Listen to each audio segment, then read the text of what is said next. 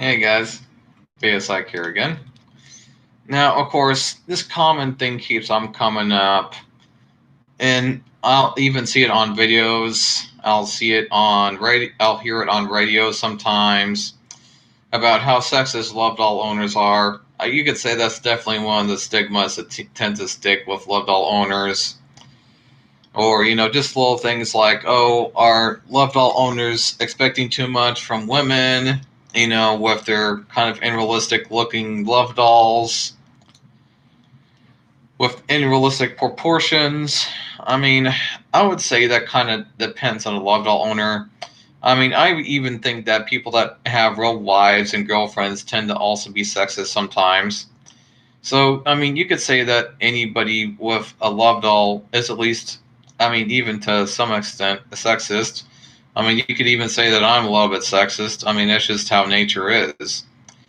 Lots of times, it seems, at least a little bit. I'm not saying, love doll owners are really sexist and they're all sexist. Blah, blah.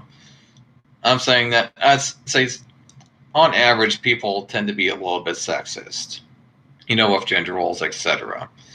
I mean, if I wasn't sexist, I probably wouldn't look the way that I look. When you look at me, I look like a guy, right? But anyway, so with that out of the way, so in particular, I just think it's kind of funny. I mean, I even once saw this one lady actually get onto, oh, what's that site called? It's called True Companion. Is what it's called. There's a chance you might have heard of it from my channel. Now, I remember this one lady was saying shit like True Companion was sexist and how their home site is sexist and all that. But it's funny because when you go onto their home area and all you see is stuff like, do you want a male partner or do you want a female partner? And it's just like, really?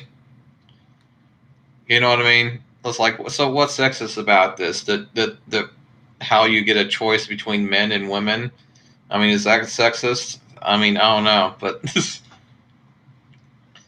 but it's just funny how some people, they constantly try to control how we are trying to get laid, and I think that's part of the issue here is those people that are trying to control who and what we have sex with. It's overly controlling.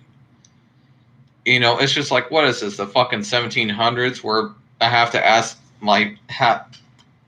is this like the 1700s where I have to ask the father if I could, marry his daughter? No. So sometimes I just think, why do we still act like this to this day, where there's just all these people who are trying to control who and what we have sex with? And I think a lot of it has to do with insecurity sometimes. But, then again, who knows? I mean, it could actually be more to it than that. I don't think it's just, insecurity. It has to do with a lot of things. I also think that sometimes, when I would say in some instances, when women might see somebody with a love doll at their apartments, they might sometimes also get a bit jealous of the doll themselves, and they will start to try to get maybe a bit too controlling of the love doll owner sometimes, etc. So again, are love doll owners as a whole just sexist? Well, I mean, yeah, probably some of them are a little bit overly sexist. But, in what group and race isn't like that? What other, well, I mean, what country, what race, etc.? I mean, every group of anybody is like that. There's sexist people everywhere. That's just how life is.